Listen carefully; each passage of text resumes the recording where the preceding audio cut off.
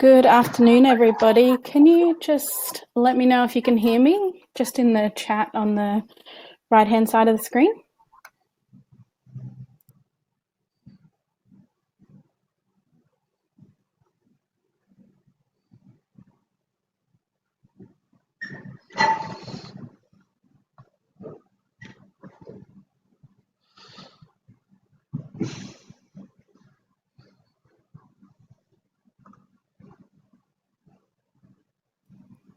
Great, thanks for that.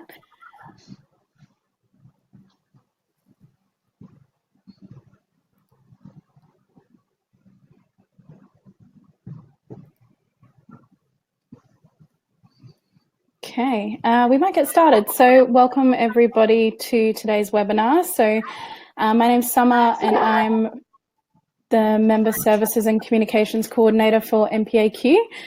Today I'm just moderating the session. The session will be presented by Mick from Xact Accounting, who's here with us. So today's session is about the QBCC changes to the minimum financial requirements that came in earlier this year.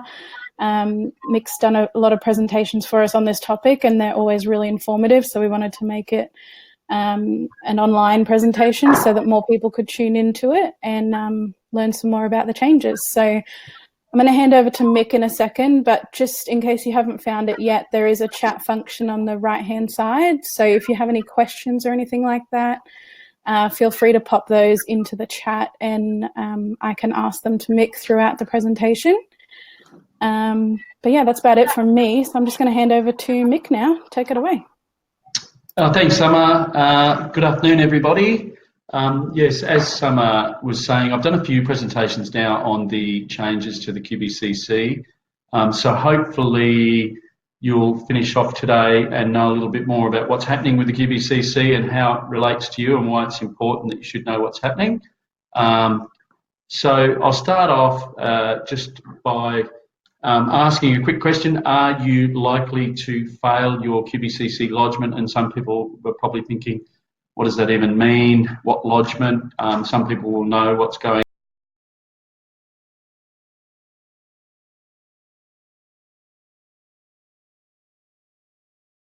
on. Know the answer to that by the end of this today.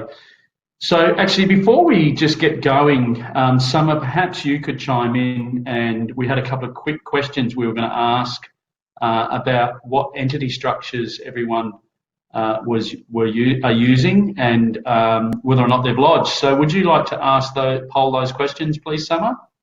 Yeah, so the first question's just gone up now. So a few people are answering already. So what entity structure are you using to trade? It should come up in your chat box if you haven't found it yet.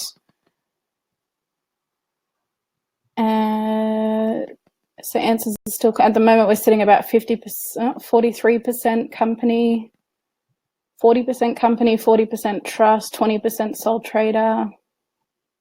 Looks like we've got one partnership.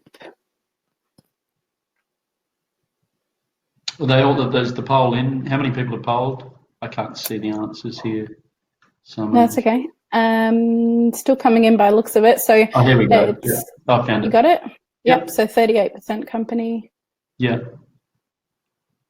Most people are. So interestingly, and unsurprisingly, I suppose, is most people, there's about an even split almost. It keeps changing between companies and trusts. Trusts are potentially a little bit problematic from a QBCC perspective.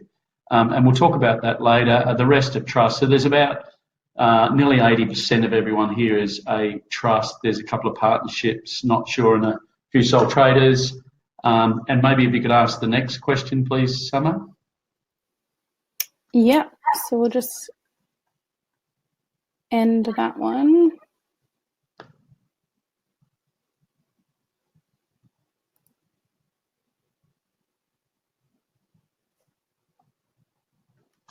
Sorry, 1 second.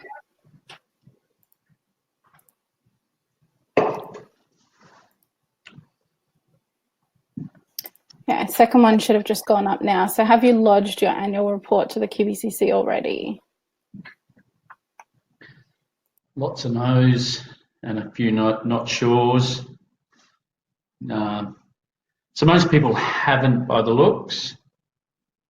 Just give it another 10 or 15 seconds.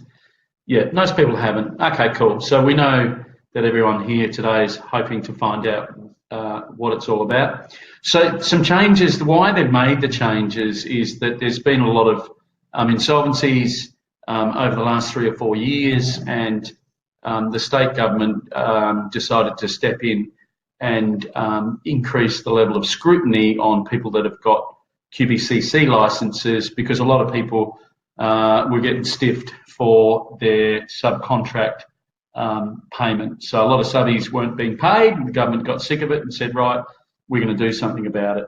Unfortunately, a lot of the smaller players have been tangled up in this. So the small tradies, small plumbers and so on have been caught up in this. And I'll talk about that in a minute. But that's why they decided to do it. Just in terms of the class of license that you are, and I might just skip straight to that and hopefully you can see this. So here's a class of license. We're going to talk about that today. And most people will fall into, in the plumbing world, fall into the first 3 categories. So it's an SC1, an SC2, or a Category 1. And how this works is the category that you're in determines how much you're allowed to turn over. Also, they call it your maximum revenue or maximum allowable turnover. And that in order to determine what category you're allowed to be in, you need to determine your net tangible assets. So how much money you've got basically determines what category you can apply to be in. And then in terms of the information that you need to supply them in order to be able to be issued a license in these various categories, down the bottom here you'll see that SC1 is self-certified 1, self-certified 2, and then accountants have to be involved for category 1, 2 and 3. If you don't know what category you're in, you can find out in 10 seconds flat. If you go onto the qbc.queensland.gov.au website, and you'll see on the front here license search, you can do a license search in here. Now we've done a license search on, here it is here, sorry.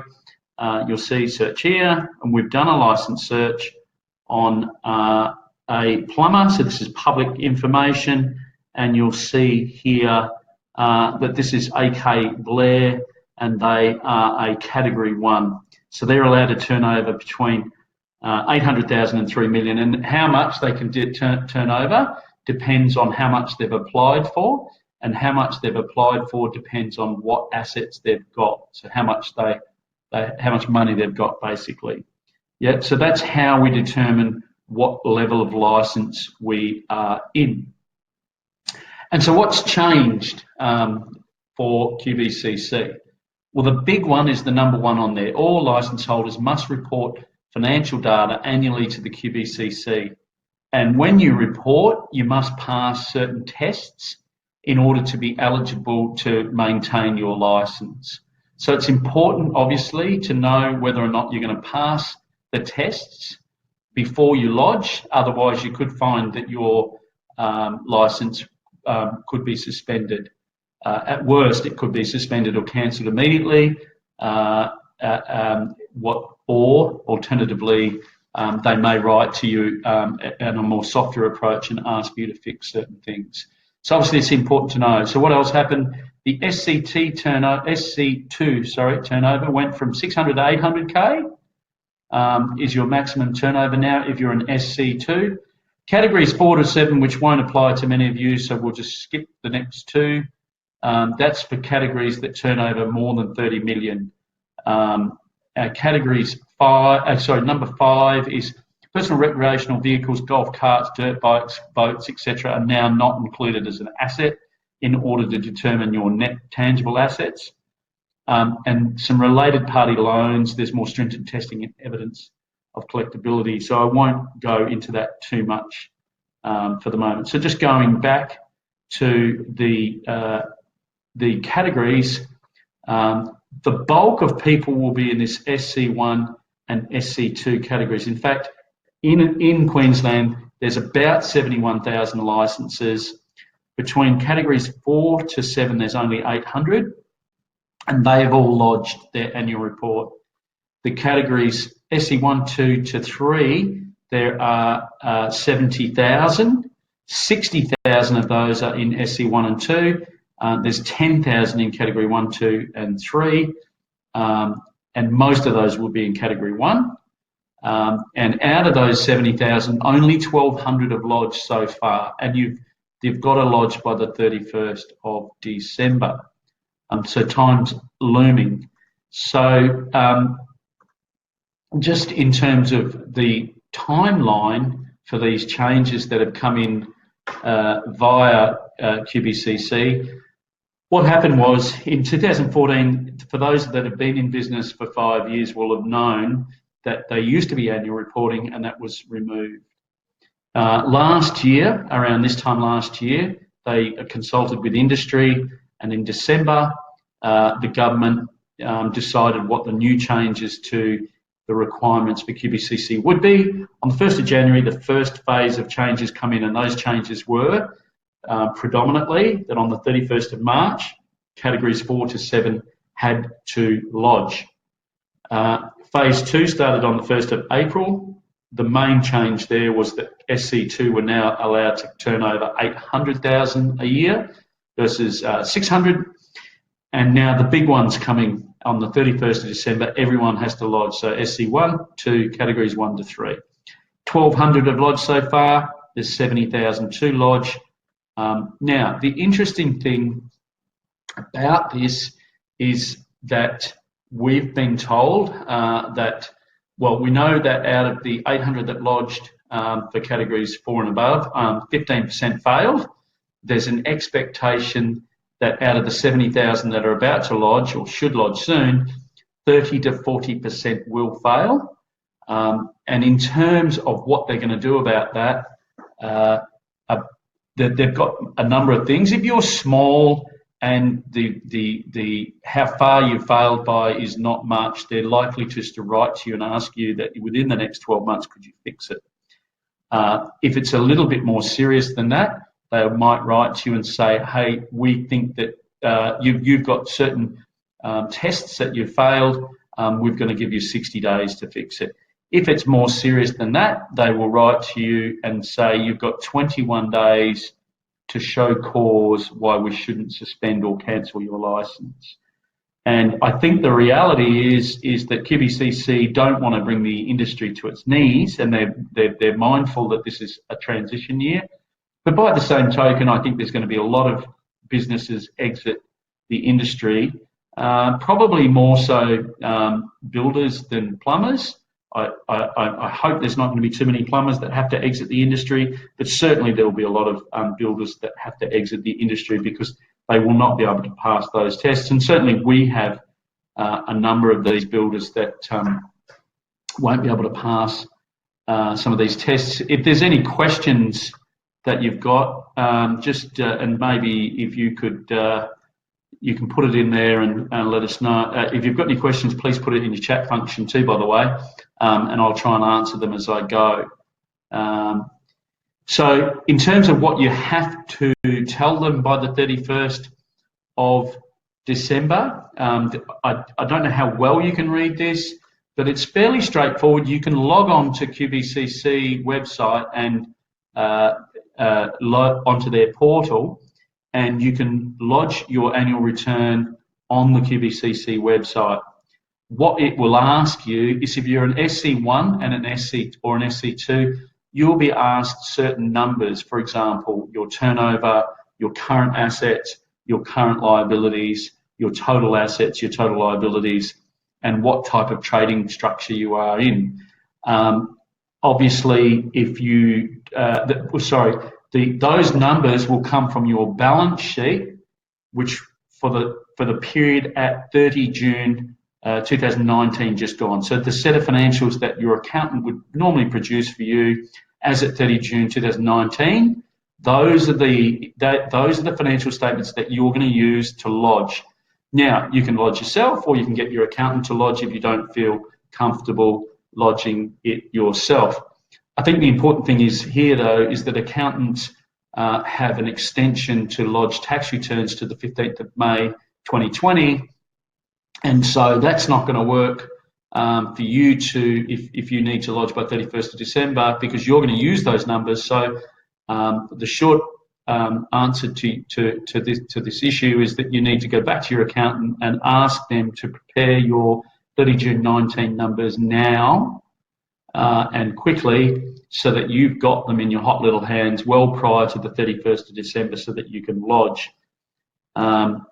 If you're a category 1, 2 or 3, now this is off the QBCC website, but there is a small error in this. If you're a category 1, 2 or 3, you have to lodge the profit and loss balance sheet. It says statement of cash flows, but you don't need to lodge that. I don't know why they've got that on there. And you need to also give them your accounts payable and accounts receivable. So that's categories 1, 2 and 3, which you'll see in blue here. So that's turnover of between 800,000 and 30 million. Yeah. So if you fail the test, you're wondering, well, what am I going to do if I fail the test? How am I, what are my options? There are quite a few options. Some of those options are quite inexpensive and easy to do, and some of them might require a little bit more effort and thought. You could inject cash or other assets into the business. You could recapitalise the company. That means you could issue shares in the company, and without boring everyone with too much detail about that, it often can be just a paper shuffle by your accountant to fix the problem. The directors could potentially forgive debts to the company, or owed by the company, I should say. There's some issues with that. It's not straightforward, but you could. You can use a deed of assurance or covenant and assurance sometimes too. This is where the directors promise to pay a certain amount to a liquidator in the event that the company goes broke. And by that way, you can meet your minimum asset requirement using this deed, which is just a 2-page document basically saying I promise to pay some money. You could reduce your MFR category, so you might be in a 1 and you say, hey, listen, I don't need to turn over that much, I'll drop down to an SC2, and that will pass the test. And there's a bunch of other options, which is really today's forums not to go into those in any great detail. So I guess that's it in a nutshell. It's a nice, short, sharp one today. Hopefully some people have got some questions. If you've got any questions, like I say, please type them in now, and I'm happy to answer them. I guess the big takeout for everyone listening today is you have to lodge by the 31st of December, and if you don't, you could have your license suspended. The first thing. The second thing is you should, as soon as you put down the phone, well, it's getting a bit late, but maybe in the morning, if your accountant hasn't started your financial statements, you should ring your accountant in the morning and ask them to get them underway immediately. And the third thing is when you do that, you should ask your accountant to test the QBCC requirements, the minimum financial requirements, to make sure that you're going to pass. Don't wait for the financial statements to be done, handed to you, and then assessed, because then you're going to have to go back and do something to fix them. Whilst they're doing your financial statements, ask them to test to make sure that you're going to pass and you're going to retain your license. The last thing is that we've set up a hotline for master plumbers, for a QBCC hotline. It's free if you're a member. You just need to state your membership number, and you can ring that telephone number down the bottom there, 073124 8666. You can I'll even hand out my mobile. If you've got a pen, it's 0406 320 061. It's 0406 320 061. If anyone wants to give me a call tomorrow to talk about any of the stuff that we've gone over today, I'm more than happy to do that. You just need to state your member number for Master Plumbers. I think that's about it, Summer. I haven't seen any questions unless you have. No, it's been a little bit quiet, so there is a little bit of a delay. So Oh, here we go. Here's some coming in. So Michael just asked, are we able to extend the reporting date? Okay, so that's a good question. Is it when we say the reporting date, do we mean the lodgement date or the reporting date? So I can answer both of those questions, and the short answer is no to both of those questions. So in the transition year, which is this year, the lodgement date is the 31st of December, and you cannot extend it. It's proclaimed in regulation, which is like government legislation. You can't change that. That's the first thing. The reporting date, which is the date upon which you're using the numbers to report, i.e. the 30th of June 2019, also can't be changed. So you have to use numbers from 30 June 19, and you have to report by the 31st of December, and neither of those two, they're set in concrete, those two dates, and cannot be changed. In the next year, they will send you a date that they want you to lodge by, and you can change that next year. And my third takeout for today, or fourth, or wherever we're at, is that you can change that date to the 31st of October. That's my recommendation, is change the date to the 31st of October. And the reason that I suggest that is that you would tell your accountant to queue your work first. So 1st of July, boom, you should be at the top of the queue because you've got a QBCC license. He should do your work immediately, he or she, and test to make sure it's going to pass. And you, as long as that data upon which you're lodging is no older than 4 months, i.e. July to end of October, you can use that. So you can or repurpose your financial statements to also be the financial statements for which you lodge your annual return with QBCC, and you should be able to save significant accounting costs if you follow my recommendation. Cool. And June's just asked, do you have to lodge P&L and balance sheet from an accountant, or can you lodge direct from Reckon Accounts hosted? A good question. No, you don't have to lodge from an accountant. They can be lodged from your management accounts, and you can use your 30 June. You have to use your 30 June 19, as I just said, June. But you don't need an accountant. No, correct. The reason I say get your accountant to queue and get them done, because there should be some rigour and accuracy around those financial statements in case you are queried on them.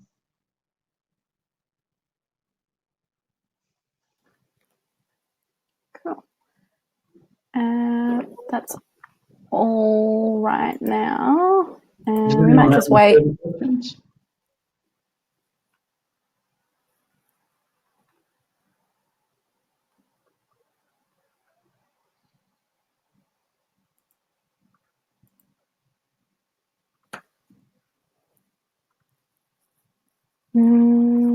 Looks like that might be about it. I think that might be about it. Yeah, so if anyone does have any more questions, as Mick said, you can call the Xact Accounting hotline, or Mick just kindly gave out his mobile number if you caught that. There will be a replay, like this session has been recorded, so it will be available for you to watch it if you do want to watch it again tomorrow or at any time in your own time. So people that have missed it or only saw part of it, they'll be able to see the whole thing again if you want to. If you can also email any questions to MPAQ as well, just on info@mpaq.com.au. Yeah, that's about it for us for tonight. So thank you for coming in after hours. It's been a pretty good turnout, which is really good to see. And if you want to check out any of our other webinars, they are all up on our website. We've got a few more for this year around HR and workplace relations. And all of the webinars we've done to date are all up on our website as well if you want to have a look at those. But yeah, that's about it for tonight. So I hope everyone has a good night. Thank you. No worries. Thanks, guys. See you, everyone. Thanks, Mick. Bye.